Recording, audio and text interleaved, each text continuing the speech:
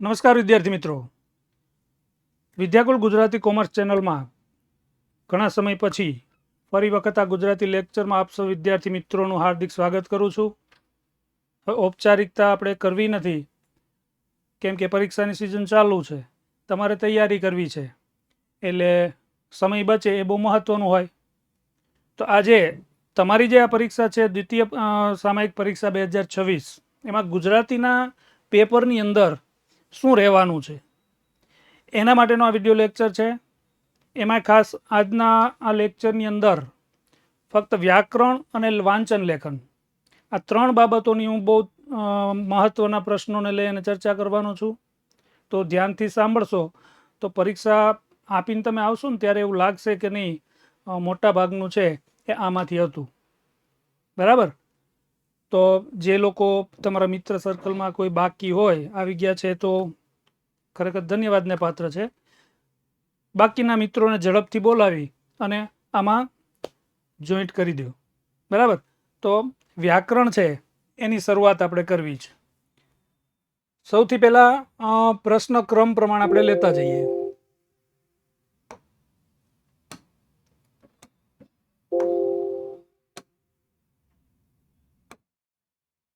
તો સમાનાર્થી, હવે તો જો કે 12મા ધોરણની પેટર્નથી આખું 11માનું ગ્રામર પણ ગોઠવાઈ ગયેલું છે અને એ જ રીતે પૂછાય છે, એટલે 12મામાં પણ તમને બહુ મદદરૂપ થશે. તો સૌથી પહેલાં સમાનાર્થી લઈ લઈએ. આ સમાનાર્થીને કઈ રીતે હોય છે, તમને છે આ રીતે 1 માર્ક્સનું વ્યાકરણમાં સમાનાર્થી પૂછાવાનું છે કે ભાઈ નીચેના દરેક શબ્દના 2 સમાનાર્થી છે એને જોડીને લખો. અહીંયા તમારે લખેલા છે પણ જોડવાના છે ખાલી, એટલે 9 શબ્દ આપેલા હશે, એમાં પહેલા 3 છે ને તમારે લખી દેવાના છે. પછી શું કરવાનું છે કે ભાઈ એમાં જે તમને કન્ફર્મ હોય કે આવડતા જ હોય કે આ ફાઇનલ છે એટલા સામે પહેલાં લખી દો, એટલે ઘટતા જ તમારે વિચારવાના રહે. ઘણા શું કરે છે કે એક પ્રશ્ન લે, 1 નંબરનો પ્રશ્ન છે માની લો કે અત્યારે, તો એ પૂરો કરીને જ જોડે. એવું નહીં કરવાનું. એમાં એક ખોટો પડશે ને તો એક સામે ખોટો જ થશે, કારણ કે ફિક્સ શબ્દ હોય છે. તો તમને આપેલું છે તો અહીંયા જવાબ સાથે જ મેં આપેલું છે, એટલે કદાચ કોઈક એમાં આગળ પાછળ રહી ગયો તો તમે છે સ્ક્રીનશોટ લેતા જજો, વારે વારે કહીશ નહીં, કેમ કે આપણે ગ્રામર છે એના ટોપિકો ઘણા બધા હોય, નકર લાંબો વિડીયો થાય કંટાળી જવાય. જવાબ અહીંયા આપેલા છે એટલે સીધા તમારે છે એમાંથી તૈયાર કરી લેવાના છે. તો અહીંયા આપેલા છે, માની લો કે પાષાણ છે, તો પાષાણ છે એના માટે પથ્થર અને પહાણું આ જોડી દેવાના સીધી લાઈનમાં આ રીતે. બરાબર? સમજી ગયા? ઓકે, ચાલો. હવે ચરણ, ચરણ એટલે પાય થશે, પગ થશે, વધ્યા શું એ જોડી દેવાના આ રીતે, એટલે સરળતાથી તમને માર્ક્સ મળી જાય અને વાંચવાની જરૂર હોતી જ નથી. સમજ શક્તિના આટલા સમાનાર્થી આપણા ભેજામાં પડ્યા જ હોય, એનો ઉપયોગ કરવાનો છે. બરાબર? તો આ જોડકા છે એ તમારી સામે જોડી દેવાના છે. પછી સુવર્ણ, આકાશ અને ટેકો, એના માટે એક શબ્દ આમાંથી હશે, એટલે તમારે એક શબ્દ જ વિચારવાનો. આમ તો વધુમાં વધુ ગણો તો 3 શબ્દ વિચારવાના થાય, એમાં આવડી જાય એટલે મૂકી દો, તો વધે એટલા જ વિચારવાના છે. તો અહીંયા જુઓ, સુવર્ણ એટલે તો કે ભાઈ કંચન, હેમ. આકાશ એટલે ગગન, અંબર. પાછળ વધે છે ટેકો એટલે આધાર અને સમર્થન થશે. બરાબર? આ જે સહેલું છે એને હું ઝડપથી થોડું લઉં છું.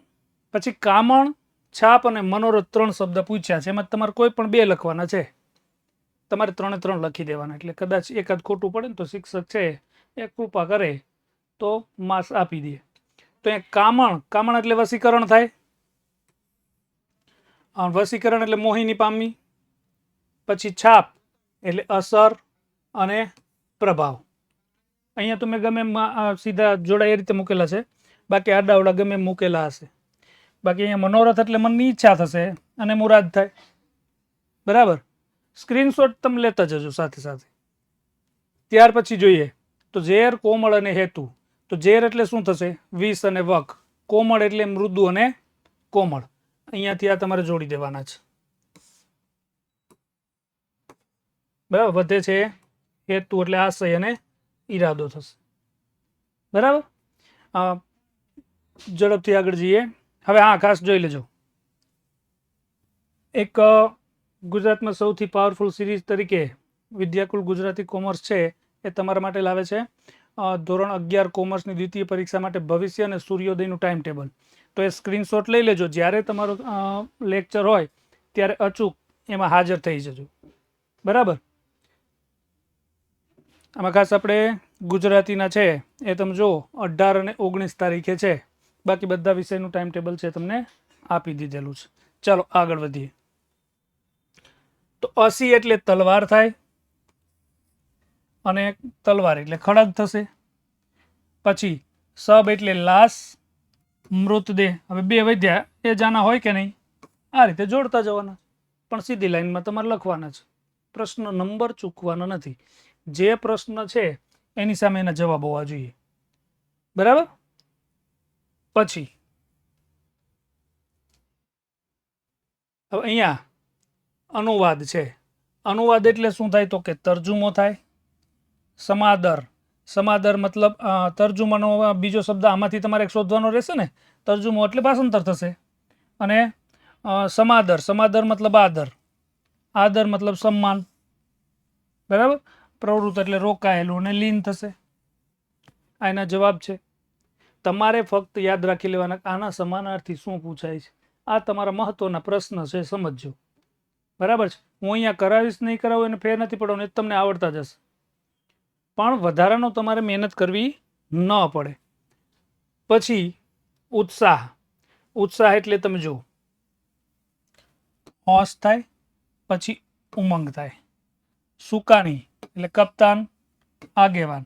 બાકી બે વધે છે એ ત્રીજાનો જવાબ હોઈ શકે, એટલે આપોઆપ જ જોડાઈ જાય ને. બરાબર. પછી મેદની, આમાં શિષ્ટ સ્વરૂપ, અશિષ્ટ સ્વરૂપ છે, તળપદાર શબ્દ છે, વિરુદ્ધાર્થી છે, મગજમાં રાખવાના. આમાંથી તમને એના જવાબ મળતા રહેતા હોય. મેદની એટલે ભીડ, અને ભીડ એટલે ટોળું. લોચન એટલે આંખ, નયન. છેલ્લું વધ્યું એ પવિત્ર એટલે શુદ્ધ થાય, વિમલ થાય. આના સમાનાર્થી છે. ત્યાર પછી આ સ્ક્રીનશોટ તમે લેતા જજો સાથે સાથે, અથવા તો પછીથી લેક્ચર તમે જોઈ શકો છો. હવે તો પછી આપણે વિરોધી લઈએ. આ વિરોધીમાં શું કરવાનું છે? 5મા ધોરણમાં પૂછાય છે અને 11-12માં પૂછાય છે. અહીંયા તમને વાક્ય સ્વરૂપે હશે, અંડરલાઈન કરેલ હશે. તો અંડરલાઈન કરેલ છે એનો વિરુદ્ધાર્થી લખવાનો છે, વિરોધી નથી લખવાનો. બીજું, અર્થ ન બદલાય એ રીતે તમારે વાક્યને ફેરવી નાખવાનું છે, પરિવર્તન કરવાનું છે. હકાર હોય તો નકાર કરો, નકાર હોય તો હકાર કરો. ખાસ તમને જે પ્રશ્નમાં જે શબ્દ આપ્યો છે કયા અર્થનો છે એ અર્થનો વિરુદ્ધાર્થી આપવાનો હોય છે. પણ આપણે ખાલી મોઢે કરી નાખીએ છીએ. એટલે ઘણી વખત છે એ એનો વિરોધી લખી નાખીએ, જવાબ ખોટો પડે. સ્ત્રીની સામે પુરુષ જ થાય, નર ન લખાય. છે તો વિરોધી જ, પણ વિરુદ્ધાર્થી સ્ત્રી પુરુષ જ થશે. તો એ તો તમને ખ્યાલ છે. બરાબર. હવે અહીંયા જવાબ સાથે આપેલું છે. જો તમે કે ભાઈ સફેદ જીને મારે માટે સ્વર્ગ ખડું કર્યું છે, તો સ્વર્ગનું નર્ક થાય. નર્ક ખડું કર્યું નથી, તો બેયનો અર્થ છે સમાન થશે. અર્થ બદલવો જોઈએ નહીં. આ ખાસ યાદ રાખવાનું છે. બરાબર. પછી મુંબઈનો વસવાટ તેમના સ્વાસ્થ્ય માટે પ્રતિકૂળ હતો. પ્રતિકૂળ છે એનો વિરુદ્ધાર્થી થાય અનુકૂળ. પ્રતિકૂળ હતો તો અહીંયા જો ન મૂકી દીધો છે, ન હતો. મુંબઈનો વસવાટ તેમના સ્વાસ્થ્ય માટે અનુકૂળ ન હતો, મતલબ પ્રતિકૂળ હતો. પછી તમારી વાત કદાચ સાચી હશે, તો સાચીનું વિરોધી તો આપણને આવડતું જ હોય. ખોટી હશે એમ લખો તો અર્થ બદલાઈ જાય. ખોટી નહીં હોય એટલે અહીંયા તમારે નકાર કરવું પડે, તો તમારો જવાબ સાચો છે. બરાબર. સ્ક્રીનશોટ લઈ લેજો. જો અહીંયા જે આપું છું ને શબ્દો, એની અંદરથી જ ગુજરાતની તમામ શાળાઓ છે એમાં ગમે ત્યાં ગમે શિક્ષક પેપર કાઢતા હોય છે, પણ મહત્વના જે છે એ તમારી સામે રાખું છું. એટલે તમારા પેપરમાં આમાંથી હશે મોટા ભાગનું, યાદ રાખજો. એટલે તૈયારી કરી લેજો. ચાલો પછી પેપર સેટ 2026નો પ્રકાશિત કરી ચૂકી છે આપણી ચેનલ. એમાં ખાસ યુથ સ્વયં પેપર સેટ જો કોઈએ ન લીધો હોય તો પરીક્ષાની તૈયારી માટે, વાર્ષિક પરીક્ષા માટે છે એ લઈ લેવો. અહીંયા ફોન નંબર આપ્યો છે એના ઉપર કોલ કરશો એટલે સંપૂર્ણ માહિતી પણ તમને મળી જશે. અને એક વધારે બહુ મહત્વની વાત કે અહીંયા તમને જો MCQ બેઝ ઘણા બધા પ્રશ્નો છે ને એમાં ભૂલો વધારે થતી હોય અને MCQ ઘણા બધા નીકળતા હોય, તો એના માટે બહુ જ સામાન્ય ભાવ સાથે 49 રૂપિયામાં અલગ અલગ વિષય છે એના MCQ છે, 1 માર્ક્સના પ્રશ્નો છે, એનું મટીરિયલ અલગથી PDF ટાઈપ કરેલું છે. તો જો તમારે તૈયારી સારી કરવી છે તો અચૂક આનો સહારો લેજો, કેમ કે આપણે ઘણો બધો ખર્ચ કરતા હોય પણ જરૂરી છે ત્યાં ખર્ચ કરતા અચકાતા હોય, તો એક વખતનો નાસ્તો ન કરીએ તો આપણો ખર્ચ છે એ બચતમાં ફેરવાઈ જાય. તમે તમારી કમાણીનું છે એક સાધન ખરીદી શકો. તો આ ખાસ સ્ક્રીનશોટ લઈ લેજો અને જરૂરિયાત લાગે લોકો છે એ ચોક્કસ અહીંયા કોન્ટેક કરી અને મટીરિયલ મેળવી લેશું. પછી આપણે આગળ વધીએ કે આપણે બધું ખાનગીમાં કરીશું, તો ખાનગી છે એનો વિરુદ્ધાર્થી થશે જાહેર. તો જાહેરમાં નહીં કરીએ, જો અહીંયા ખાસ તમારે યાદ રાખવાનું છે, અર્થ બદલાવવો જોઈએ નહીં. પછી સીમ લીલીછમ છે મતલબ સૂકી નથી. હવે ઝડપથી કહીશ તો ચાલશે ને. જીભ તો એવી ને એવી બળવાન રહે છે. બળવાનનું વિરુદ્ધ નિર્બળ થાય, બળ વગરનું. નિર્બળ નહીં રહે છે તો નહીં રહે. પછી એ મર્મમાં હૃદયની તમામ દુર્ગંધ હતી, મતલબ સુગંધ હતી નહીં અથવા ન હતી. આ રીતે તમારે વિરુદ્ધાર્થી છે કમ્પ્લીટ કરવાના છે. બરાબર, સ્ક્રીનશોટ લઈ લો. હવે હું વારે વારે બોલીશ નહીં, સ્ક્રીનશોટ લઈ લો. સ્ક્રીનશોટ તમારે તૈયાર જ લેવાનું, અને એલર્ટ વિદ્યાર્થી છે ને તૈયાર જ હોય, ફટ કરતો એ લઈ લેશે. નહીં તો પછી પાછો વિડીયો છે એ જોશો એટલે તમને મળી જશે. પછી આ જાતના વિજયથી સંતોષ અનુભવાતો હતો તો હારથી સંતોષ અનુભવાતો નહોતો, અથવા તો તમારે બદલવું છે કે હારથી અસંતોષ અનુભવાતો હતો, તો અહીંયા તમારે ફેરફાર કરી દેવાનો તો પણ ચાલે, અર્થ બદલાઈ જશે નહીં, એક જ અર્થ રહેશે. પછી રાજરતનની માગણીનો સ્વીકાર કર્યો, અસ્વીકાર ન કરવો. કોઈને આશા નહોતી મતલબ નિરાશા હતી. વિષયાને સાટે વિષ લખાયું, તો વિષ છે એટલે ઝેર થાય, તો હવે એનો અમૃત થશે, અમૃત નહોતું લખાયું. પછી તમારે આ ઉપયોગી ચીજ છે, બિન ઉપયોગી અથવા નિરુપયોગી, આ બંને શબ્દ તમે વાપરી શકો. તો અહીંયા આનો વિરુદ્ધાર્થી છે નિરુપયોગી, અને છે ના બદલે શું કરી દીધું છે નથી, એટલે અર્થ તો એમને એમ જ રહી ગયો છે. આ બહુ મહત્વના છે એવા પ્રશ્નો તમારી સામે, એવા વિરુદ્ધાર્થી છે મૂકું છું. બરાબર, ચાલો આગળ જોઈએ. ટાઢા રોટલા કેમ ખાઓ છો, ગરમ રોટલા કેમ નથી ખાતા? આમ તો તમે છે ને ફટાકે બોલો ને તો જીભ જ ઘણા બધા જવાબ તમને આપી દેશે, એટલે થોડોક ઉપયોગ કરવાનો. તો ઊના રોટલા, ઠંડા હોય તો ગરમ લખવાનું. તમે તો સમજદાર મુરબ્બી છો, મતલબ અણસમજુ મુરબ્બી નથી. મુરબ્બી એટલે મુરબ્બાની પત્ની નહીં, પણ વડીલના અર્થમાં છે. શાસ્ત્રીજીનું અમદાવાદમાં ટૂંકી માંદગી પછી અવસાન થયું. ટૂંકી છે એનું વિરુદ્ધી થશે લાંબી, અને અવસાન નહોતું થયું. આટલું કરી દેશો, કમ્પ્લીટ માર્ક મળી જાય. બહુ સહેલું છે, 1 માર્ક્સમાં પૂછાય છે. અને અહીંયા મેં તમને બહુ ઓછા આપ્યા છે, એવું નથી કે મેં 40-50 આપી દીધા છે. 10-12 પ્રશ્નો જ આપ્યા છે, પણ મોટા ભાગની એમાંથી હશે. ખ્યાલ આવે છે? બાકી મારે ગેરંટીથી કેવું હોય બધા જ પ્રશ્નો મૂકી દઉં, પછી તો આવવાનું જ ને એમાંથી. એવું નથી, બહુ મહત્વના છે એ જ અહીંયા તમારી સામે રાખ્યા છે. પછી આગળ જોઈએ શબ્દ સમૂહ, તો એ તો બહુ સહેલા હોય, અને આ બધા ટોપિક છે ને વાંચવાના ટોપિક છે. શબ્દ સમૂહ એટલે શું? તો કે આપેલા શબ્દ સમૂહનો અર્થ વ્યક્ત કરતો અને એ પરથી બનેલો એક શબ્દ આપવો. ખ્યાલ આવે છે? નહીં તો આપણે શબ્દ સમૂહનો અર્થ આપતો એક શબ્દ આપી દઈએ છીએ, એવું નથી. માતાનું ઘર તો મૈયર થાય, પિતાનું ઘર તો પિયર થાય, છે તો બે એકનું એક જ, પણ માતા અને પિતા શબ્દ પરથી એ શબ્દ બનતો હોય છે, પણ તમારે ટેક્સ્ટ બુક આધારિત હોય છે. તો અહીંયા ગંદુ પાણી જવાની નીક, એને શું કહેશો તમે? આપણે ગટર કહીએ.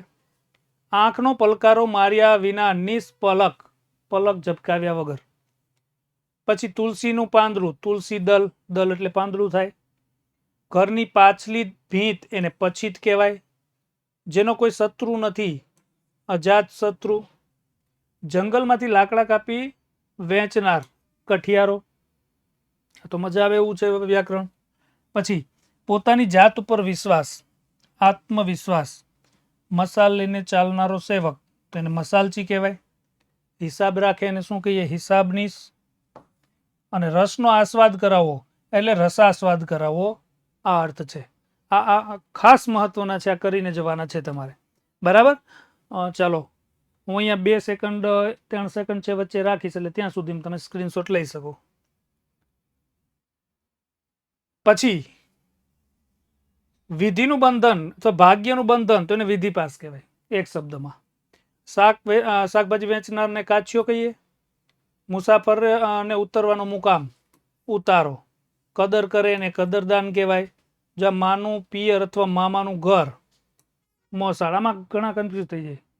આમાં તમને એવું પૂછી નાખે કે માતાનું ઘર, તો મૈયર થાય. અહીંયા માતાનું પિયર કીધું છે, એટલે માતાના પિતાનું ઘર, તો પિયર થાય. પછી જેને ઉપમાનો આપી શકાય એ તો આવડે જ, અનુપમ.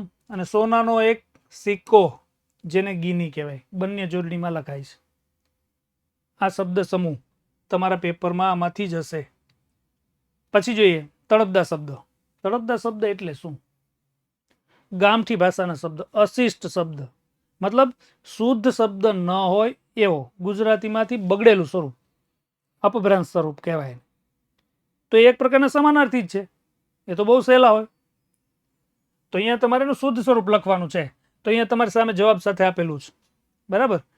કે ભાઈ મિત્ર હોય, એટલે ભેરું છે, તો એને સાચો શબ્દ શું થાય? મિત્ર. આપણો ગુજરાતીનો સાહિત્યિક શબ્દ તમારે લખવાનો હોય છે.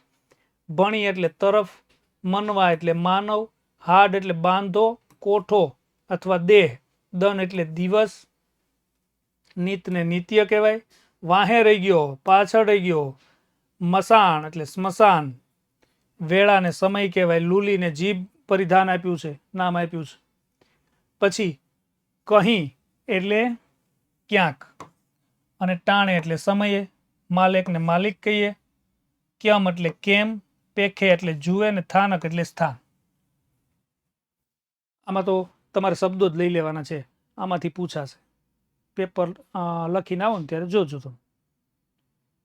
એટલે આ તો આવડે એવા છે, બહુ સહેલા છે. પણ તમને શબ્દો આપી દઉં ને, કારણ કે રાહ જોઈને ઘણા બેઠા હોય સર આઈએમપી. ગ્રામરમાં આઈએમપી આપી જ ન શકાય. એક શબ્દ પૂછાતો હોય ને આપણી ટેક્સ્ટ બુકમાં 500 શબ્દ હોય. હવે તમને 100 શબ્દ આપું, તમને આટલા બધા આપ્યા? પણ જે તમારે પેપરમાં આવવાના છે આમાંથી હશે, જોઈ લેજો. એટલે તૈયાર કરીને જ જજો. ચાલો આગળ જોઈએ. આ ખાસ તમારે ટોપર બનવું છે, સારા માર્ક્સ લાવવા છે, તો આ બધાને ખબર જ છે. આપણે જૂના બાળકો છે, વિદ્યાર્થીઓ છે એને, કે આપણી અલગ અલગ ચેનલો ચાલે, એમાં વિદ્યાકુલ ગુજરાતી કોમર્સ ચેનલ, તો જે કંઈ છે એને સબસ્ક્રાઈબ કરી લેવાની છે. અહીંયા 11 કોમર્સ જીએસસીબી માટે છે, અલગ અલગ માહિતી છે બધી આપવામાં આવે છે. જે કંઈ અપડેટ આવે છે બધી એપ્લિકેશનમાં મળી જાય છે. તો એ તમારે એની સાથે જોડાઈને રહેવાનું છે. બરાબર. એટલે ખાસ સબસ્ક્રાઈબ કરી લેજો. કોઈ બાકી હોય આ તે, અને એમાં કોઈ સમય નથી જોતો કે નથી ખર્ચ થતો, તો ખાસ આની સાથે જોડાઈ જજો. ચાલો સ્ક્રીનશોટ લઈ લેજો. પછી સાચી જોડણી, આ મત આવે જો. અહીંયા તો હું તમને શબ્દો આપી દઉં છું, એમાંથી હશે. પણ એને યાદ કેમ રાખવા? તો ગ્રામરમાં જોડણી બહુ મહત્વનો એક ભાગ ભજવે છે. અહીંયા 1 માર્ક્સમાં પૂછાય, 2 શબ્દ લખી નાખશો એટલે મળી જશે માર્ક્સ. પણ ખાસ તમારી તૈયારી શેના માટે કરવાની છે? આખા પેપર માટે. કેમ કે જોડણી તો જ્યાં જ્યાં તમે ખોટી કરશો ને ત્યાં માર્ક્સ કાપશે. તો એના નિયમો છે. નિયમો જો નિરાતે બેસીને એને બરાબર સમજી લ્યો અને પ્રેક્ટિસ કરી નાખો, ઉદાહરણ જોઈને લખીને, તો જોડણી બહુ મજા આવે એવો ટોપિક છે.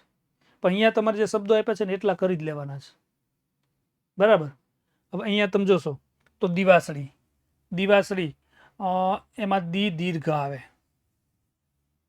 ભારપૂર્વક બોલાય. નહીં તો નિયમ એવો છે કે 4 અક્ષરના શબ્દમાં પ્રથમ અક્ષરમાં આવતા ઈ કેવું મોટે ભાગે રસ્વ લખાય. અહીંયા દીર્ઘ આવશે. પછી મિતભાષી, જો 4 અક્ષર છે તો મી છે, કોમળ ઉચ્ચાર થઈ જાય, રસ્વ આવે. સાપ્તાહિક, તો અહીંયા સાપ્તાહિક ન બોલાય. સાપ્તાહિક એટલે અહીંયા જોડાક્ષર બનાવવાનો છે, અને અહીંયા ઈક છેલ્લે ઈક બોલાય ને એટલે ઈ રસ્વ થઈ જાય. આવો નિયમ છે જોડણીનો. તો અહીંયા તમારે રસ્વ કરી દેવાનો છે. પછી આશીર્વાદ, તો આમાં નિયમ છે. એક તો સ છે તમારે શરણાઈનો કરવાનો છે. બીજું જ્યાં ર બોલાતો હોય ને બહુ ટૂંકા ઉચ્ચાર સાથે, તો અડધો ર જેને કહેવાય, તો એ અડધા રને પછીના અક્ષર ઉપર રેફ સ્વરૂપે મુકાય છે. તો અહીંયા તમે જોશો જવાબમાં વ ઉપર છે, અને જ્યાં રેફ આવે ને એની આગળનો ઈ કેવું મોટા ભાગે દીર્ઘ લખાય, એટલે આ દીર્ઘ છે. બે નિયમો છે આમાં, બરાબર. પછી સહાનુભૂતિ, તો સહાનુભૂતિમાં તમે જો તી કોમળ ઉચ્ચાર છે એટલે રસ્વ થઈ જાય. બે ઉ સાથે સાથે આવે ને તો એનો નિયમ છે કે બે ઉ સાથે આવે પાસ પાસે સાવ, તો મોટે ભાગે પ્રથમ રસ્વ અને પછી દીર્ઘ લખાય. તો અહીંયા રસ્વ દીર્ઘ થઈ ગયું. મોટા ભાગના શબ્દ તમે જોજો. તો સહાનુભૂતિમાં તમારે આ ફેરફાર કરવાનો છે. પછી મહોલો, મહોલો ન બોલે, મહોલ્લો તો ડબલ લ આવે. સુશોભન નહીં, સુશોભન. શોભન તો શબ્દ છે જ, સુ છે એ પૂર્વ પ્રત્યય છે, તો એ સસલાનો સ થઈ જશે. ઉર્મી, તો તમે જોશો તો અહીંયા રેફ છે ને, તો રેફની તરત પહેલા ઉ આવે છે, તો ઉ કેવો કરવો પડશે? દીર્ઘ કરવો પડે. આશીર્વાદમાં છે ને આવી રીતે છે, અહીંયા સાંકેતિક છે. પછી પ્રતિકૂળ, અહીંયા જો પ્રતિ, આમાં પ્રતિ છે પૂર્વ પ્રત્યય છે, પૂર્વ પ્રત્યયમાં મોટે ભાગે ઈ કે ઉ રસ્વ આવે. તમે સુશોભન છે એમાં શું જો રસ્વ છે, કારણ કે પૂર્વ પ્રત્યય છે. અહીંયા પ્રતિ, તો પ્રતિ છે રસ્વ કરી, અને કુળ છે બે અક્ષરનો શબ્દ છે, તો બે અક્ષરના શબ્દમાં પ્રથમ અક્ષરમાં આવતા ઈ કે ઉ મોટે ભાગે દીર્ઘ લખાય. ખ્યાલ આવે છે? તો અહીંયા કુળ છે એ દીર્ઘ થશે. પછી કુતૂહલ, તો આ જ જોડણી બે ઉ સાથે છે તો રસ્વ દીર્ઘ કરી દો એટલે યાદ રહી જાય. પ્રતિકૃતિ, તો પ્રતિ તો આવ્યું આગળ, જો રસ્વ થઈ ગયો. કૃતિમાં તી છે રસ્વ આવશે, કોમળ ઉચ્ચાર છે. મિનિટ, મિનિટમાં ત્રણે ત્રણ બે બે છે કોમળ ઉચ્ચાર વાળા છે, એટલે ઉચ્ચાર પરની જોડણી થશે, રસ્વ થશે. કુતૂહલ રિપીટ થયું છે, જવા દઉં છું. નિર્મળ, ર છે અડધો બોલાય છે, તો અડધો બોલાય છે તો એને ઉપર, પણ અહીંયા દીર્ઘ નહીં લખાય. ની છે એ કોમળ ઉચ્ચાર છે. આપણા મોટા ભાગના શબ્દો છે એ ઉચ્ચાર પરની જોડણી હોય છે ની. જો એ આવડી જાય ને તો કોઈ નિયમ કરવાની જરૂર ન રહે. પછી મુહૂર્તમાં બે ઉ સાથે છે એટલે જો તમે રસ્વ દીર્ઘ થઈ ગયું, અને અહીંયા રેફ છે એટલે દીર્ઘ છે જ. બે નિયમો છે આમાં. ત્યાર પછી દષ્ટિ લખેલું છે, જો તો દ્રષ્ટિ ખરેખર અહીંયા છે તમારે આ રીતે આવવું જોઈએ, દ્રષ્ટિ, અને સફાડીઓ અડધો આવશે. અભિયાસી ન આવે, ભ છે અડધો આવશે, અભ્યાસી. આટલા શબ્દો જોડણીના તમારે ક્લિયર કરી લેવાના છે, બરાબર. ચાલો ત્યાર પછી આગળ જઈએ. 1 માર્ક્સમાં પૂછાય છે, આ બે શબ્દો તમારે લખવાના હોય છે. અર્થભેદ, જોડણી ભેદે થતા અર્થભેદ. જોડણી બદલે ને એટલે અર્થ બદલાઈ જાય. આપણા ગુજરાતી ભાષાની આ વિશેષતા છે. ખ્યાલ આવે છે? તો આમાં ખાસ છે તમારે જોવાનું છે કે ભાઈ ખરું અને ખળું.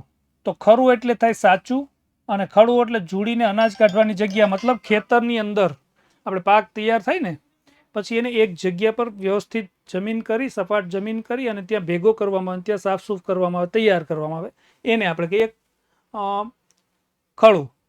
પછી સાપ અને સાપ, સાપ એટલે બદદુઆ, આપણે ઘણાને અભિશાપ આપતા હોઈએ, બદદુઆ કહીએ એને. પછી સાપ એટલે સર્પ. શસ્ત્ર એટલે હાથમાં પકડીને મારવાનું હથિયાર, એને શસ્ત્ર કહેવાય. અને અસ્ત્ર એટલે છૂટું ફેંકવાનું હથિયાર, હાથમાં પકડીને લડાય ને અમુક છૂટા ફેંકવામાં આવે, એ અર્થ બે અલગ અલગ છે. પછી પરિણામ અને પરિમાણ, તો પરિણામ એટલે ફળ, નતીજો, અને પરિમાણ એટલે માપ થાય. વધુ અને વધુ, જો અહીંયા રસ્વ દીર્ઘનો ફરક છે, પણ વધુ એટલે વધારે થશે, દીર્ઘ કરી નાખો ને એટલે નવી પરણીને આવેલી વહુ, પુત્ર વધુ કહેવાય. દિન અને દિન, દી રસ્વ હોય તો દિવસ, અને દીર્ઘ હોય તો ગરીબ. આ પણ સહેલા જ છે, બરાબર. આગળ જોઈએ. સાંજ અને સાજ. સાંજ એટલે સંધ્યાકાળ, અને સાજ એટલે શણગાર. પછી ચીર, રસ્વ દીર્ઘ છે, દીર્ઘ હોય તો ફાટ, બે ટુકડા આપણે કહીએ કે ફળની ચીર આપણે કાપીએ ને એ. અને ચીર એટલે લાંબા સમયનું. ચિરંજીવી લખીએ ત્યારે તમે જો રસ્વ લખીએ છીએ. પછી અભિનય અને અભિનવ. અભિનય એટલે વેશ ભજવવો, કલાકારો જે ભજવે એને અભિનય કહેવાય. અભિનવ એટલે તાજું, નવું જન્મેલું, એને અભિનવ કહેવાય. આરસ અને આળસ. આરસ એટલે લીસો પથ્થર, અને સુસ્તી આળસ. આળસ એટલે સુસ્તી થશે, એદી પણ આપણે આળસ કરીએ. પાણી અને પાણી, એમાં તમે જો દીર્ઘ હોય ને તો જળ, અને રસ હોય તો હાથ. બહુ મજા આવે એવા શબ્દો છે. આપણે ગમે ત્યાં ગમે એમ લખી દઈએ તો આખો અર્થ બદલાઈ જાય, વાક્યનો અર્થ બદલાઈ જાય, આવું બની શકે. પછી રૂઢિપ્રયોગ. આ તો બહુ સહેલા હોય. આમાં તમારે એનો સાચો અર્થ લખવાનો છે. રૂઢિપ્રયોગ એટલે એવો શબ્દ સમૂહ કે જે પોતાનો વિશિષ્ટ અર્થ, સામાન્ય અર્થ છોડીને વિશિષ્ટ અર્થ સાથે ભાષામાં પ્રયુક્ત થાય. તો તમારે સામાન્ય અર્થ નથી લખવાનો, નહીં તો ઉપરથી શબ્દનો દેખાતો પણ એક અર્થ હશે, એ નથી લખવાનું. અહીંયા વિશિષ્ટ અર્થ લખવાનો છે. કાગડોળે રાહ જોવી એટલે ખૂબ આતુરતાથી રાહ જોવી. પછી એના સમાન અર્થનો કોઈ પણ જવાબ તમે લખો ને તો સાચો ગણાય. ખૂબ આતુરતાથી રાહ જોવી, આતુર થઈ જવું, આવા અર્થ તમે લખી શકો. અમીષા એના પતિની કાગડોળે રાહ જોતી હતી. હવે અહીંયા ધ્યાન રાખવાનું એ છે કે તમે વાક્ય ગમે એ લખી શકો છો મૌલિકતાથી, પણ એમાં તમારે જે પૂછાયેલો રૂઢિપ્રયોગ છે ને એનો જ ઉપયોગ કરવાનો છે, યાદ રાખજો. સમજાણું?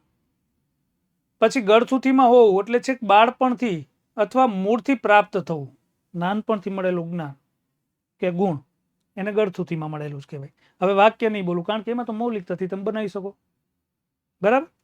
જાત ઘસવી એટલે ખૂબ મહેનત કરવી. મનનો ભાર હળવો થવો એટલે મનમાંથી ચિંતા દૂર થવી. રસ્તો કાઢવો એટલે ઉપાય શોધવો. અહીંયા તમે પ્રશ્નો લઈ લેજો, ખાલી તમારા પેપરમાં એટલા તૈયાર કરી લેજો ખાસ. બરાબર. પછી આગળ રૂઢિપ્રયોગ જો મન હરી લેવું એટલે મન જીતી લેવું. દ્રષ્ટિ તાણવી એટલે નજર જવી અથવા નજર કરવી, જોવું. પ્રાણ નીચોવા એટલે ખૂબ પરિશ્રમ કરવો, ખૂબ મહેનત કરવી, અથાગ મહેનત કરવી, આ અર્થ લખી શકો. શરમના શેરડા પડવા એટલે શરમથી મોં લાલ થઈ જવું,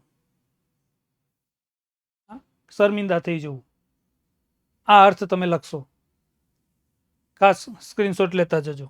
વાક્ય તમે તમારી રીતે લખશો તો ચાલશે, એટલે હું બોલતો નથી, નહીં તો પાછા એ ગોખવા માંડશો તમે કે આ જ લખવાનું, એવું નથી. મૌલિકતાથી લખી શકશો.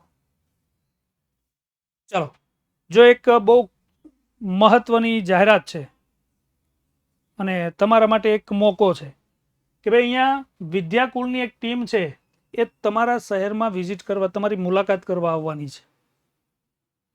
તો આપણે જેની પાસે ભણ્યા હોય, જેના પ્રત્યે લગાવ હોય, એને મળવા માટે આપણે થનગનતા હોય, ઈચ્છા થાય જ. તો એના માટે તમને જે અહીંયા ફોર્મ આપેલું હોય ને એ ફોર્મ છે ખાસ અહીંયા વિદ્યાકુળ ગુજરાતી છે એમાંથી મેળવી અને ભરી લેવાનું છે. ઓનલાઈન ભરશો, તમને છે ક્યારે આવે છે, શું છે, એ બધું જ તમને ડિટેલ છે, પર્સનલી ડિટેલ તમને મળતી રહેશે. તો કે આનંદની બાબત છે. તો ખાસ બાળકો છે એ સારામાં સારો પ્રતિસાદ આપજો. તમારા પ્રિય શિક્ષકોને મળવાનો લાવો છે, મળજો. તો ફોર્મ ભરી દેશો ને એટલે તમને માહિતી મળી જશે ક્યારે તમારા શહેરમાં આવવાના છે, ક્યાં આવવાના છે, બધી માહિતી તમને મળશે. બરાબર. સ્ક્રીનશોટ લઈ લો ખાસ. જેને વિદ્યા યાત્રા પાર્ટ 2, આ ખાસ યાદ રાખજો. દિગ્મૂઢ બની જવું એટલે સ્તબ્ધ થઈ જવું. શ્રાવણ ભાદરવો વરસવો એટલે ચોધાર આંસુએ રડવું. ખપ આવવું એટલે કામમાં આવવું. કમાન છટકવી એટલે ગુસ્સો આવવો. આવા બધા અર્થ છે તમારા થાય છે. પછી તમે એના સમાન અર્થ લખો તો પણ સાચું મળે છે. બરાબર. ખાસ તમારે પ્રશ્નો લઈ લેવાના છે કે આટલા પ્રશ્નો તમારે તૈયાર કરવાના જ છે. બરાબર. એટલે તમારે બીજેથી ક્યાંયથી શોધવું નહીં પડે, જવાબ સાથે એટલે રાખું છું. ભલે અહીંયા મારે સ્લાઇડ વધારે થાય, વધારે ફેરવવું પડે, કાંઈ વાંધો નહીં, પણ તમારો સમય બચી જાય જવાબ શોધવામાં. નહીં તો સીધા પ્રશ્નો આપી દો તો કોઈ વાંધો ન હોય. બરાબર. પછી છેલ્લે વ્યાકરણના છેલ્લા જે ટોપિક છે ને એ સૂચના પ્રમાણે આવે છે. તો પાછળ વાક્યની પાછળ સૂચના આવી હશે, એ સૂચના પ્રમાણે તમારે એને જવાબ કરીને આપવાનો છે. તો એના મહત્વના ઉદાહરણો મેં લીધા છે. 4 વાક્ય હશે, એમાંથી કોઈ પણ 3 તમારે લખવાના છે. બરાબર. જે હું મારામાં આગો કેમ રહે છે, તો અહીંયા તમે જોશો તો પ્રત્યય સુધારવાના છે. અહીંયા સૂચના નથી આપી, પણ ખાસ છે, જોજો કે તું મારામાં આગો કેમ રહે છે. તો પ્રત્યય 3 રીતે ભૂલ આવે: ખોટો સુધારો, ઘટતો ઉમેરો અને વધારાનું કાઢી નાખો. તો અહીંયા શું થાય છે કે તું મારાથી આગો કેમ રહે છે, એ આવે. અહીંયા ખોટો છે. મારામાં આગો ન હોય, મારાથી આગો. પછી કોષ કાર્ય પણ શાસ્ત્રીજી પ્રિય ક્ષેત્ર હતું, તો અર્થ જ નથી નીકળતો. જો ત્યાં ઘટે છે કે શાસ્ત્રીજીનું પ્રિય કાર્ય ક્ષેત્ર હતું. પછી હેમંત અને સમીર સામે જોઈને એ વૃદ્ધ ખુલાસો કર્યો, તો જોઈની નો આવે, જોઈને એ વૃદ્ધે ખુલાસો કર્યો, એટલે વૃદ્ધે ખુલાસો કર્યો અહીંયા આવશે. પછી પ્રત્યય સુધારો: સંસ્થા ચલાવવાનું અમને વિદ્યાર્થીઓ સોંપો તો, અમને વિદ્યાર્થીઓને સોંપો તો, ત્યાં અર્થ છે કમ્પ્લીટ નથી થતો, એટલે અહીં તમારે ને મૂકવો પડશે. પછી આમ જીભની કાર્ય મનુષ્યની જન્મથી શરૂ થાય છે. જીભની કાર્ય હોય કે જીભનું કાર્ય હોય, તો અહીંયા પ્રત્યય ખોટો છે, તમારે આ સુધારવાના, પર પ્રત્યય સુધારવાના આવશે, પૂર્વ પ્રત્યય નહીં. બરાબર. આટલા પ્રત્યયના તમારે ખાસ કરી લેવાના છે. પછી સંયોજક શોધો. વાક્યમાં સંયોજક શોધીને તમારે અલગ અલગ દેવાનો છે, તમને 1 માર્ક્સ મળી જશે. તો એ તો બહુ સહેલું છે. એક એવો પ્રશ્ન આવશે કે એમાં મૂકો, તો એકની એક વસ્તુ એકમાં શોધી લેવા છે, એકમાં મૂકવાનો છે. ટેક્સ્ટ બુકના વાક્ય આવે છે. એ સમયને સ્ટેચ્યુ કહે છે ત્યારે ભૂતકાળ બની જાય છે, તો ત્યારે આ સંયોજક છે. આને છૂટો પાડો ને એટલે 2 વાક્ય છૂટા પડશે. હવે આગળ જ્યારે છે એ તમે મૂકો કે ન મૂકો, જોડીનું સંયોજક છે. બીજું મહત્વનું હોય એટલે જ્યારે ત્યારે, ખાલી ત્યારે લખશો તો પણ સાચું પડશે. પછી મેં મકાનો બાંધવાને જે ઘડિયા રેતે ખીલ્લા તો અહીં જડ્યા, તો પંક્તિ છે અહીંયા, તો જે તે આ સંયોજક છે. પછી જનુન સાથે સમગ્ર શક્તિથી ડાબો હાથ ઊંચકે છે અને અટકી જાય છે, તો અને સંયોજક છે.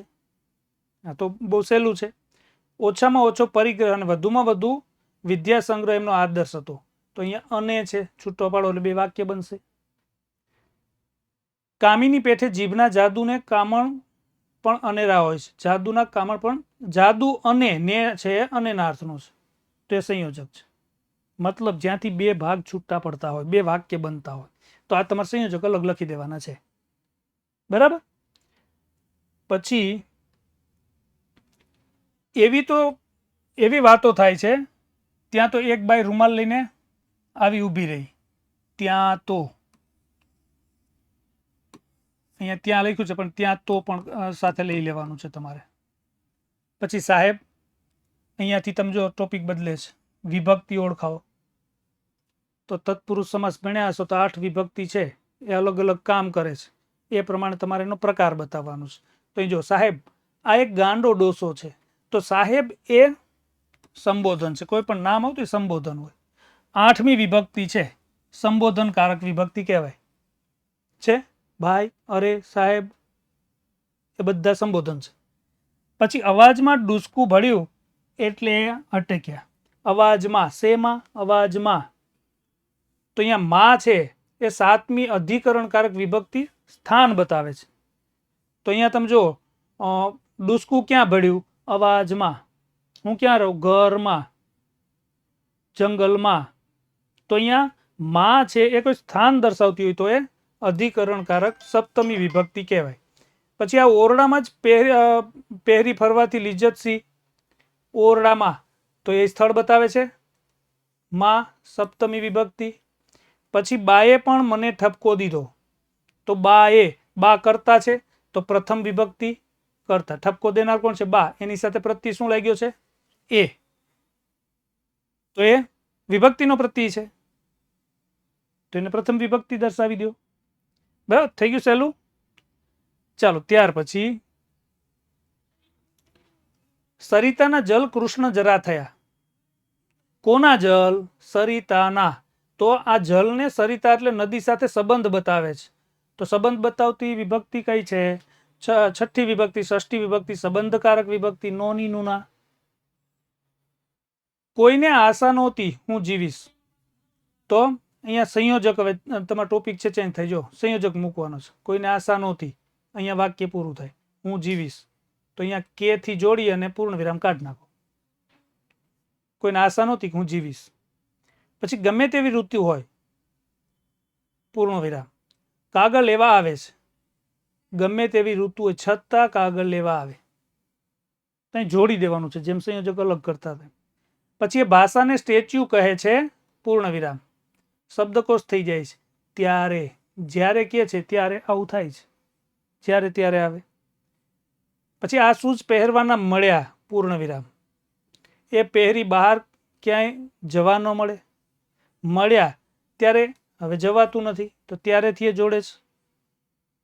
અને છેલ્લું જો, શાસ્ત્રીજી મેટ્રિક થયા, પૂર્ણ વિરામ, મુંબઈ ગયા. બે વાક્ય છે. પછી એનાથી એ જોડો એટલે પૂર્ણ વિરામ નીકળી જશે. જોડી દેવાના છે એટલે આરામથી તમે વાક્ય છે એનો માર્ક્સ લઈ શકો છો. પછી